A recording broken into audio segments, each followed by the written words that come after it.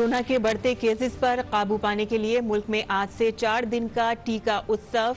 कामयाबी से मुल्क भर में जारी है वैक्सीन लगाने की मुहिम। 85 दिन में लगाई जा चुकी है कोरोना वैक्सीन की 10 करोड़ से ज्यादा खुराकें।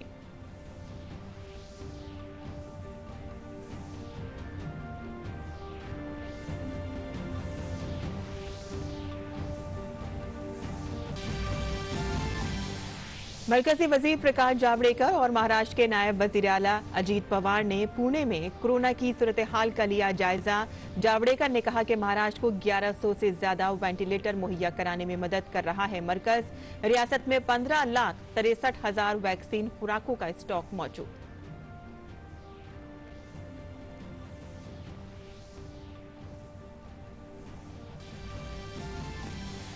इलेक्शन कमीशन ने मगरबी बंगाल विधानसभा चुनाव के चौथे मरहले में कूच बिहार में हुए तशद्दुद के बाद उठाया कदम। लीडरों को 72 घंटे तक इलाके में दाखिल होने की इजाजत नहीं। एक बूथ पर पोलिंग मुलतवी। तशद्दुद में 4 अफराद की मौत।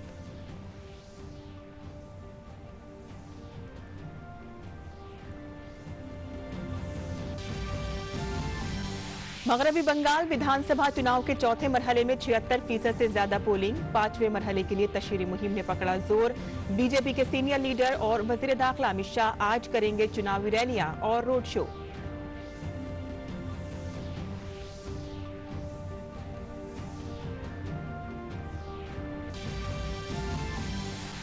मरकज ने फिर कहा, हम एहतजाज कर रहे किसानों से मुज़ाकरात के लिए हैं तैयार। मरकजी वजीर ज़राअत नरेंद्र सिंह तोमर ने कहा कि कोरोना के बढ़ते मामलों को देखते हुए किसानों को वापस ले लेना चाहिए अपना एहतजाज।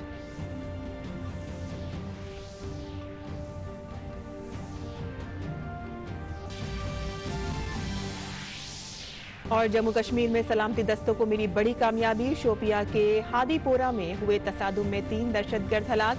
इलाके में सिक्योरिटी दस्तों की तलाशी मुहिम जारी।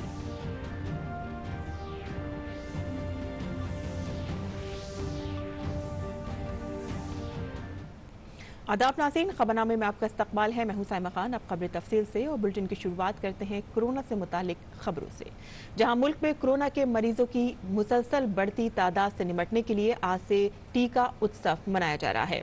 इसके तहत पूरे मुल्क में 14 अप्रैल तक लोगों को कोरोना वैक्सीन लगाए जाने की मुहिम चलाई जाएगी।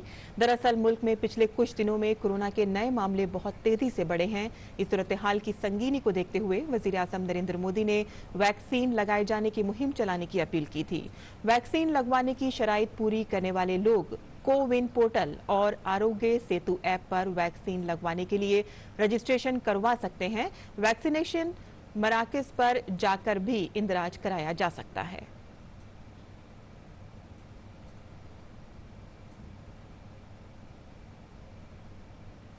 कोरोना के बचाव के लिए मुल्क भर में वैक्सीन लगाने की मुहिम जारी है। कल 34,15,000 से ज्यादा अफराद को वैक्सीन लगाई गई। अब तक 9 करोड़ 80 लाख से ज्यादा वैक्सीन खुराकें लगाई जा चुकी हैं। वैक्सीन लगवाने वालों में 60 साल से ज्यादा उम्र के लगभग 4 करोड़ अफराद शामिल हैं।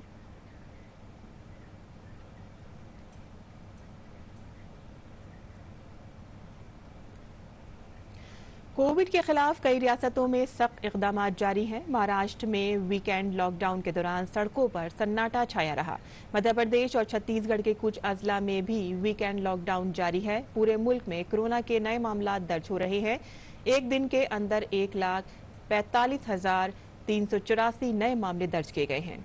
10 रियासतों महाराष्ट्र, छत्तीसगढ़, उत्तर प्रदेश, दिल्ली, कर्नाटक, तमिलनाडु, केरल, मध्य प्रदेश, गुजरात और राजस्थान में कोविड-19 के रोजाना नए मामलात में इजाफा जारी है। नए मामलात का 82.82% इन्हीं 10 रियासतों में से है। मुल्क में सेहतयाब होने वाले मरीजों की तादाद 1,19,90,859 है।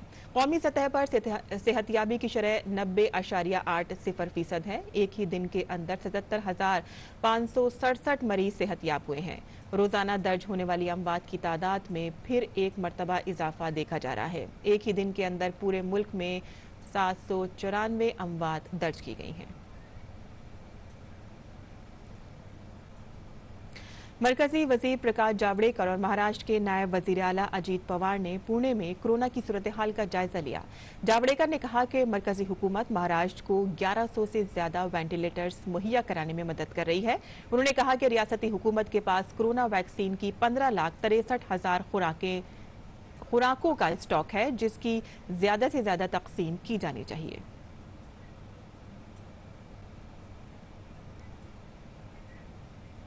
वहीं अलीगढ़ मुस्लिम यूनिवर्सिटी ने कोरोना के पेश नज़र दाखिला इम्तिहानात मुलतवी कर दिए हैं। यूनिवर्सिटी ने इन इम्तिहानात की नई तारीखों का ऐलान नहीं किया है।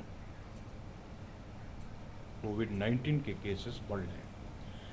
इसी के एहतियात की कड़ी में जो एंट्रेंस एग्जामिनेशन एडमिशन के लिए वेरियस कोर्सेज में अलीगढ़ मुस्लिम यूनिवर्सिटी में होने वाले थे, उन्हें पोस्टपोन कर दिया है टिल फर्दर नोटिफिकेशन। साथ में जो fresh schedule of the entrance examination है वो हम जल्दी अब अपलोड करेंगे।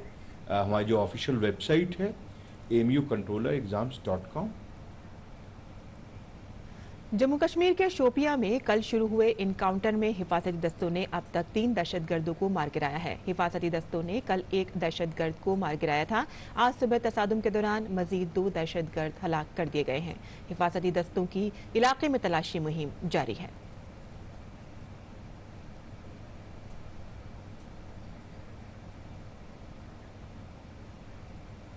मरकजी वजीर ज़राअत नरेंद्र सिंह तोमर ने धरने पर बैठे किसानों से अपनी तहरीक वापस लेने की अपील की है। डीडी न्यूज से खुसूसी बातचीत में तोमर ने कहा कि हुकूमत किसानों से बातचीत के लिए हमेशा तैयार है। उन्होंने कहा कि कोविड के बढ़ते हुए मामलात के पेश नज़र किसानों को तहरीक वापस ले लेनी चाहिए।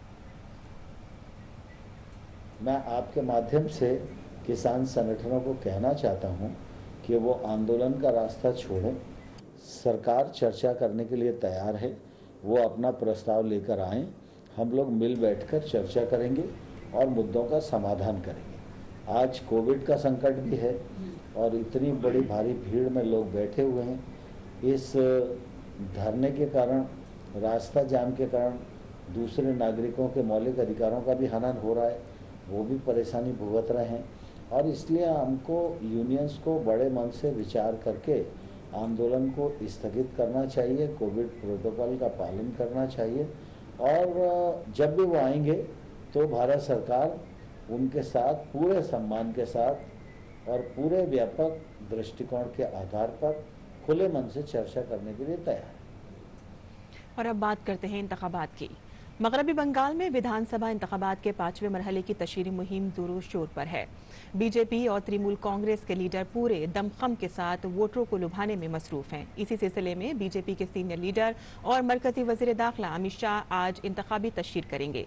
अमित शाह शांतिपुर, राना घाट जुनूब और पानीहती में रोड शो करेंगे। वो बसीरहाट में एक रैली से भी खिताब करेंगे। अमित शाह रियासत के कमरहाती और राजरहाट में टाउन हॉल मीटिंग करके आवाम से बीजेपी उम्मीदवारों के हक में वोट मांगेंगे।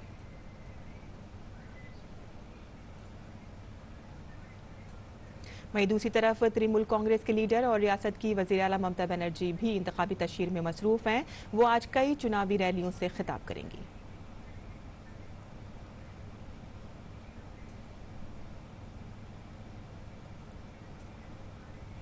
मगरबी बंगाल विधानसभा चुनाव के चौथे मरहले में 76% से ज्यादा पोलिंग हुई है।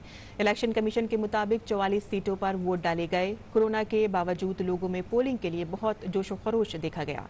कोरोना से बचाव के लिए चुनावी कमीशन की हिदायत पर एहतियाती तदाबीर की गई थी। याद रहे कि बंगाल में अभी 4 मरहले की पोलिंग बाकी है। यहाँ वोटों की गिनती 2 मई को होगी। मगरबी बंगाल विधानसभा चुनाव के चौथे मरहले की पोलिंग के दौरान कूच बिहार में हुए तशद्दुद पर इलेक्शन कमीशन ने सख्त कदम उठाया है। कमीशन ने 72 घंटे तक किसी भी सियासी जमात के लीडर के कूच बिहार में दाखिले पर पाबंदी लगा दी है। इलेक्शन कमीशन ने तस्लीम किया है कि हिफाजती दस्तों के जरिए चलाई गई गोली वोटरों और खुद सिक्योरिटी एहलकारों के दिफा के लिए जरूरी थी। काबिल जिक्र है कि इलेक्शन कमीशन ने कूच बिहार जिले के बूथ 126 पर तशद्दुद के बाद पोलिंग मुलतवी कर दी है। वज़ीर-ए-आज़म नरेंद्र मोदी ने कूच बिहार में हुए तशद्दुद और लोगों की मौत पर अफसोस का इजहार किया है। उन्होंने कहा है कि जो कुछ हुआ वो बहुत अफसोसनाक है। वज़ीर-ए-आज़म ने इलेक्शन कमीशन से अपील की है कि इस वाक़े के कसूरवारों के खिलाफ कार्रवाई की जाए। दीदी और टीएमसी की मनमानी बंगाल में नहीं चलने दी जाएगी। मेरा चुनाव आयोग से आग्रह है कि कूच बिहार में जो हुआ उसके दोषियों पर सख्त से सख्त कार्रवाई हो। और दीदी, ये हिंसा लोगों को सुरक्षा बलों पर आक्रमण करने के लिए उकसाने के तरीके, चुनाव प्रक्रिया में रोड़े अटकाने के तरीके दीदी आपको नहीं बचा पाएंगे। आपके 10 साल के कुकर्मों से ये हिंसा आपकी रक्षा नहीं कर सकती है। मगरबी बंगाल विधानसभा चुनाव के बाकी मराहिल के लिए तशरीह मुहिम जोरों पर है। रैलियों का दौर जारी है। वज़ीर-ए-आज़म नरेंद्र मोदी ने कृष्णानगर में रैली करके बीजेपी के लिए वोट मांगे। उन्होंने कहा कि 2 मई से बंगाल में असली तब्दीली का सिलसिला शुरू होगा। दशकों के लंबे इंतजार के बाद 2 मई से बंगाल में आशोल परिवर्तन का महायज्ञ शुरू हुआ है। ये महायज्ञ तुष्टीकरण करने वाले, तोलाबाजी करने वालों, बंगाल की महान जनता का तिरस्कार करने वालों को सबक सिखाएगा। अब बंगाल में सबका साथ, सबका विकास, सबका विश्वास के मंत्र के साथ विकास का डबल इंजन लगने वाला है। वज़ीर-ए-आज़म ने कहा कि बंगाल अब बरसों के खून खराबे, जुल्म और गुंडागर्दी से निकलकर अमन और खुशहाली की तरफ बढ़ेगा और सुनार बांग्ला का ख्वाब पूरा होगा। बरसों के रक्तपात, भय, अत्याचार, गुंडागर्दी से बाहर निकलकर अब बंगाल शांति और समृद्धि की तरफ बढ़ेगा। सोनार बांग्ला का संकल्प पूरा करेगा।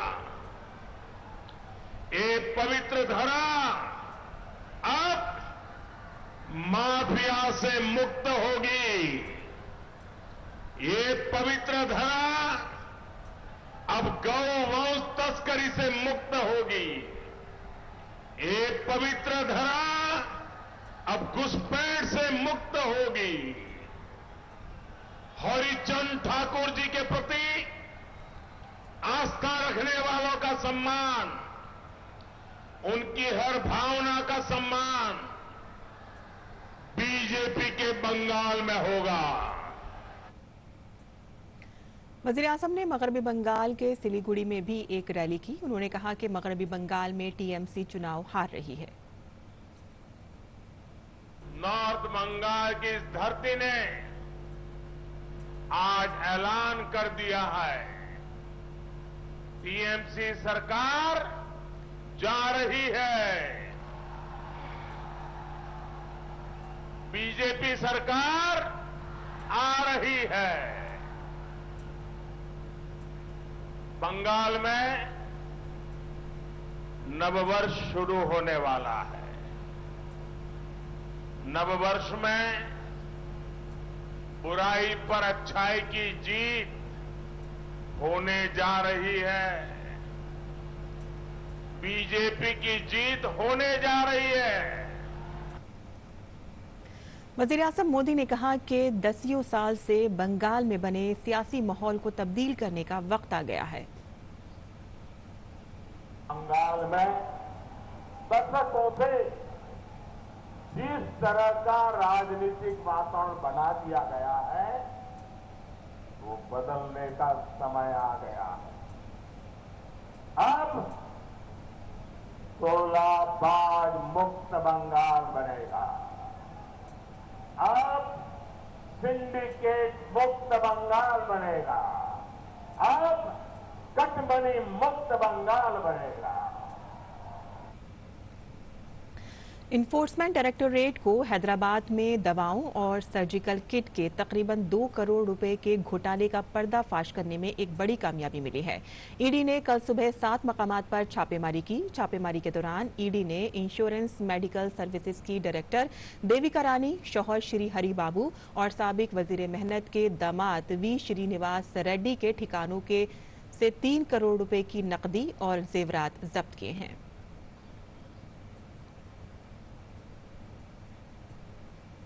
मरकजी वजीर सेहत डॉक्टर हर्षवर्धन ने कहा है कि मुल्क की कौमी सेहत पॉलिसी में आयुष को नुमाया मकाम दिया जाना चाहिए ताकि आयुर्वेद के शोबे में तरक्की की राह हमवार हो सके। होम्योपैथी के आलमी दिन के मौके पर दिल्ली के विज्ञान भवन में एक कॉन्फ्रेंस से खिताब करते हुए वजीर सेहत ने ये बात कही। National Health Policy of India recognizes the need to nurture Ayush systems of medicine through the development of infrastructural facilities of teaching institutions, improving quality control of drugs, capacity building of institutions as well as professionals, and generating quality research evidence. वजीर सेहत ने कहा कि Covid दौर जैसे मुश्किल दौर में आयुष ने अहम किरदार अदा किया है। As a result of the intervention of the Ministry of Health and Family Welfare and Ministry of Ayush, use of Ayush systems of medicine was permitted for COVID-19 in an integrated manner in designated COVID treatment centers, and this has in turn provided encouraging results.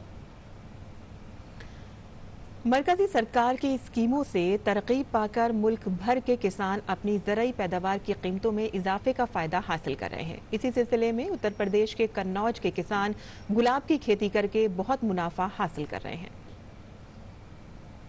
Kannauj के इत्र की खुशबू देश और दुनिया में यानी 7 समंदर पार भी अगर आप जाएंगे तो मिल जाएगी। अभी राजधानी दिल्ली में हम एक स्टॉल पे हैं। ये स्टॉल लगी हुई है कॉन्स्टिट्यूशन क्लब में, और यहाँ कन्नौज से एक भाटी आए हुए हैं जो इत्र के उत्पादक हैं और कृषि उत्पादक किसान है। इन्होंने प्रोसेसिंग करके बहुत सारे इत्र बनाए हैं और कारोबार करते हैं। ये जानते हैं भाटी से। मैं कन्नौज से हूँ और हमारे पास कन्नौज का विश्व प्रसिद्ध इत्र के नाम से हम यहाँ स्टॉल हमने लगा रखा है।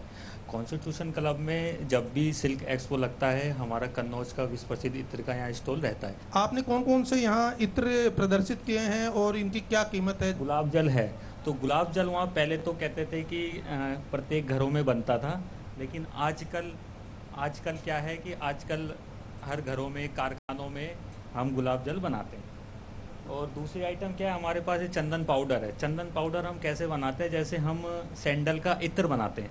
सैंडल के इत्र बनाने के बाद जो चंदन सूखी बच जाती है उसके बाद हम इसका फेस पैक बनाते हैं गुलाब जल के साथ लगाने के लिए। तीसरी आइटम मैं बता रहा हूँ, जैसे हमारे पास ये एक प्रीमियम गुलाब जल है।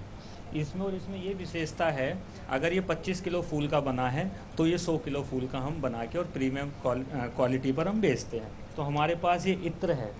इत्र में जैसे अभी मेरे पास कस्तूरी है, कस्तूरी के साथ साथ हमारे पास क्या है, ये सारे प्रकार के इत्र हैं। मिट्टी है, खस है, गुलाब है, कस्तूरी, जैस्मिन, समामा, अगर, ऊद, ये सारे हम हमारे प्रोडक्ट अष्टा अरोमा के नाम से हम बनाते हैं। खुशबू के साथ साथ हम कार की फ्रेगरेंस और कार के अरोमा और कार के हम परफ्यूम भी बनाने लगे हैं। हमारे पास ये रूम फ्रेशनर है।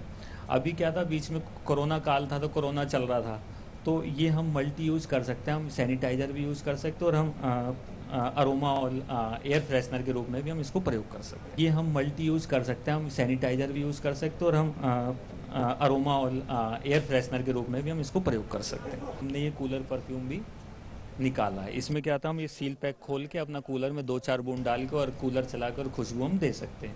हमारे पास है मुल्तानी मिट्टी। दरअसल क्या पीसीवी लोग मांगते हैं, डिमांड आई है और बाज़ारों में साबुत मिलता है, तो हमने क्या पिसा के अपना प्रोडक्ट भी मिट्टी का बना रखा है। तो ये थे कन्नौज से आए हुए कृषि उत्पादक किसान नीरज भाटी, जिनका मानना है कि गुलाब की पत्तियों को प्रसंस्कृत करके वो न केवल गुलाब जल बना के अपना रोजगार, व्यापार और कारोबार कर रहे हैं, बल्कि कई लोगों को आत्मनिर्भर बनाने के लिए अपने साथ जोड़कर उनको भी काम दे रहे हैं। मेरे सहयोगी संदीप के साथ में OP Yadav, DD news, Delhi. वहीं उत्तर प्रदेश के चंदौली में किसान स्ट्रॉबेरी की खेती कर रहे हैं। ये तजर्बा काफी कामयाब साबित हो रहा है। किसानों का कहना है कि इससे फायदा तो हो ही रहा है, साथ ही एग्रीकल्चर टूरिज्म को भी फरोग मिल रहा है। लोग खबर देखकर और पढ़कर दूर दूर से इसे देखने आ रहे हैं। लोग गाजीपुर, वाराणसी से इस स्ट्रॉबेरी की खेती को देखने के लिए आ रहे हैं। इसके बाद से आसपास के अजला के नौजवान किसान भी ऐसी खेती करने की सोच रहे हैं। स्ट्रॉबेरी की खेती देखने आई हूँ बनारस से, और यहाँ पर आकर मुझे बहुत अच्छा लगा। अपने बच्चों को भी मैंने दिखाया कि स्ट्रॉबेरी कैसा, और मैं खुद पहली बार ये देख रही हूँ और खुद अपने हाथों से मैंने तोड़ा, तो मुझे बहुत अच्छा लगा। और ये एक एग्रो टूरिज्म के लिए बहुत अच्छा साधन है, और कभी हम लोगों ने इस तरह की शिमला मिर्च की और स्ट्रॉबेरी की ये सब खेती हम लोगों ने नहीं देखी थी, जो यहाँ आकर देखने को मिला। मैं नवही में चंदौली ज़िले से 3 किलोमीटर की दूरी पे है, यहाँ पे स्ट्रॉबेरी का खेती किया हूँ, पहली बार खेती किया हूँ। और यहाँ पे लोग दूर दूर से देखने के लिए आ रहे हैं, बनारस, गाजीपुर, लोग परिवार के साथ घूमने के लिए भी आ रहे हैं। तो हमें लग रहा है इसी खेती से फ़ायदा तो मिल ही रहा है, भविष्य में एग्रीकल्चर टूरिज्म को भी इसमें बढ़ावा मिल सकता है। इसलिए स्ट्रॉबेरी की खेती अगले साल से ज़्यादा करनी है हमें, बड़े स्तर पे, और इसको बढ़ाना है। इसमें मुनाफा ज़्यादा है, खेती करने लायक है। म्यांमार में इंसानी हुकूक के कारकुनों का कहना है कि बागू शहर में होने वाले मुजाहिरों पर सिक्योरिटी फोर्सेस के क्रैकडाउन में 80 से ज्यादा अफराद मारे गए हैं। एनी शाहिदीन ने मकामी मीडिया को बताया है कि फौजियों ने भारी असला का इस्तेमाल किया और जो भी चीज हरकत करती उसे गोली मार दी जाती। ये हलाकतें जुमे के रोज हुई हैं, लेकिन इसकी तफसीलात बाहर आने में 1 दिन लग गया।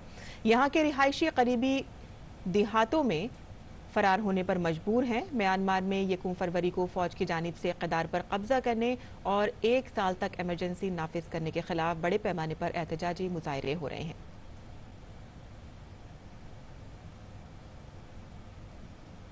भारत ने म्यांमार में जारी तशद्दुद की सख्त मजम्मत करते हुए कहा है कि इससे न सिर्फ सियासी इस्तेहकाम पर गहरा असर पड़ेगा, बल्कि सरहदों पर कशीदगी और ज्यादा बढ़ेगी। अक़वाम मुत्तहिदा में भारत के नायब मुस्तकिल नुमाइंदे और सफ़ीर के नागराज नायडू ने अक़वाम मुत्तहिदा सिक्योरिटी काउंसिल की एक मीटिंग के दौरान कहा कि म्यांमार में ऐसे वक्त में मजीद तहम्मुल बरतने और कानून की हुक्मरानी कायम करने की ज़रूरत है।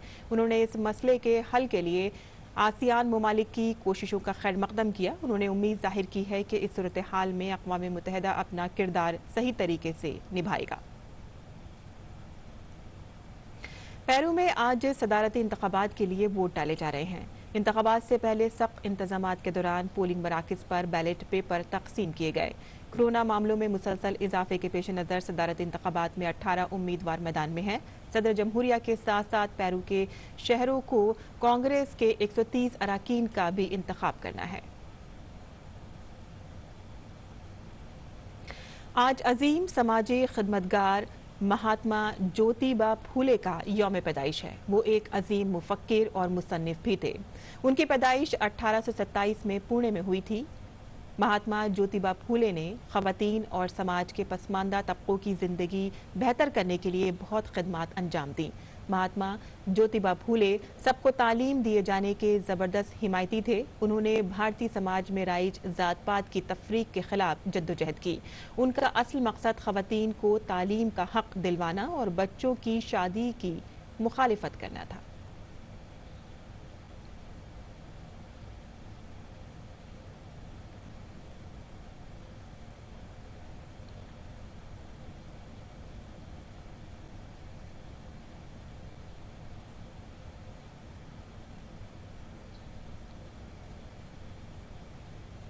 और वज़ीर-ए-आज़म नरेंद्र मोदी ने महात्मा ज्योतिबा फूले को ट्वीट करके खराज अक़ीदत पेश किया है।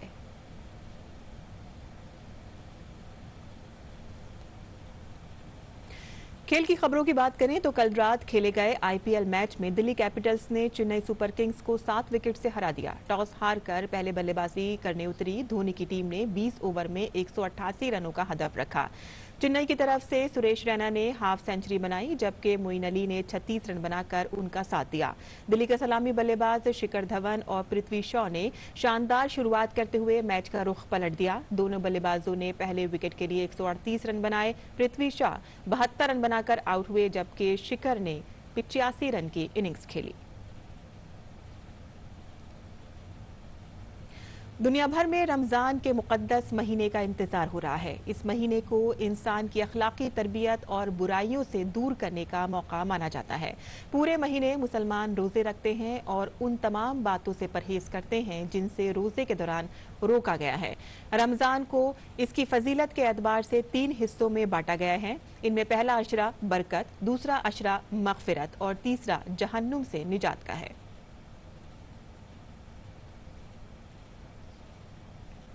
तुम्हारी जिंदगियों में बदलाव आ जाए, तुम्हारे मुस्तकबिल हमवार हो जाए, खुशगवार हो जाए। लअल्लकुम तत्तकून की आप जैसे भी जिस तरह से भी तशरीह करें, इन्हीं अल्फाज में से किसी तरह से इसका मतलब बयान किया जाएगा कि ये जो है रमज़ान का महीना दरअसल तुम्हारे अंदरून की इस्लाह के लिए है, तुम्हारी शख्सियत की तामीर के लिए है। पिछले 11 माह में जो खुदरा पौधे उगाए हैं, जो बुराइयां दर आई हैं, जो नफ्स अम्मारा ने तुमको हुक्म देकर बुराइयों पर आमादा करवा लिया है, उन सब चीजों से छुटकारा का महीना है। और अब पेश है दिल्ली से शाये उर्दू अखबारात का जायजा।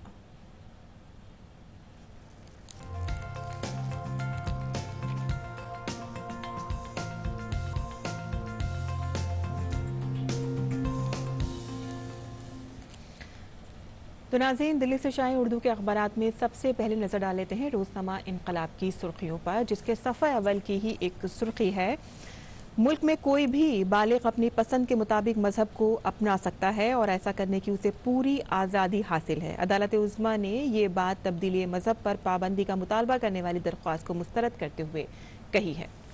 दूसरी खबर कोरोना से मुतालिक है, जिसमें आपको बता दें कि लगातार कोरोना के मामला जो हैं वो मुल्क भर में बढ़ रहे हैं। वहीं महाराष्ट्र में कल एक कुल जमाती मीटिंग हुई है और लॉकडाउन के अलावा कोई दूसरा रास्ता नहीं है। वहाँ के वज़ीर आला उद्धव ठाकरे ने ये बात कही है। अभी फ़िलहाल वहाँ पे लॉकडाउन नहीं लगा है। इसके अलावा एक दर्दनाक हादसा इटावा में पेश आया है, उसी की खबर इसमें शाये हुई है। अक़ीदतमंदों से भरा ये ट्रक जो है वो खाई में गिर गया और इसमें 11 अफराद की मौत हो गई है और 43 ज़ख्मी हो गए हैं। वाज़ेह रहे कि ये तमाम अफराद लखनद देवी मंदिर की ज़ियारत के लिए जा रहे थे। इसके अलावा एक और अफसोसनाक खबर जो इंतकाल की आई है वो रोज़नामा राष्ट्रीय सहारा के एक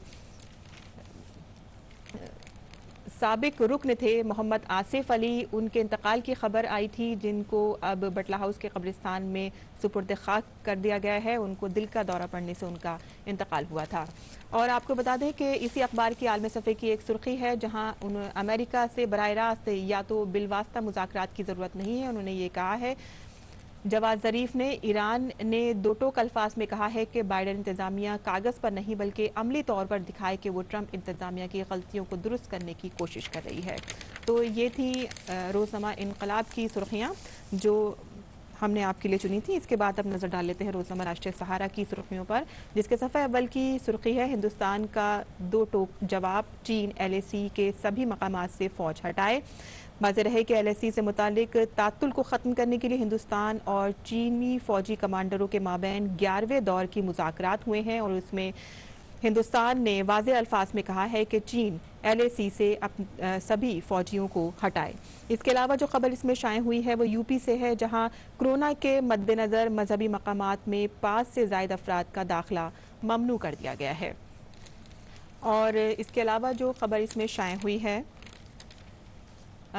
वो हिंदुस्तान एक्सप्रेस से एक खबर है, जिसमें वज़ीर ज़राअत नरेंद्र सिंह तोमर ने एक बार फिर से धरने पर बैठे हुए किसानों से अपील की है कि वो कोरोना बहरान के पेश नज़र अपनी तहरीक वापस ले लें।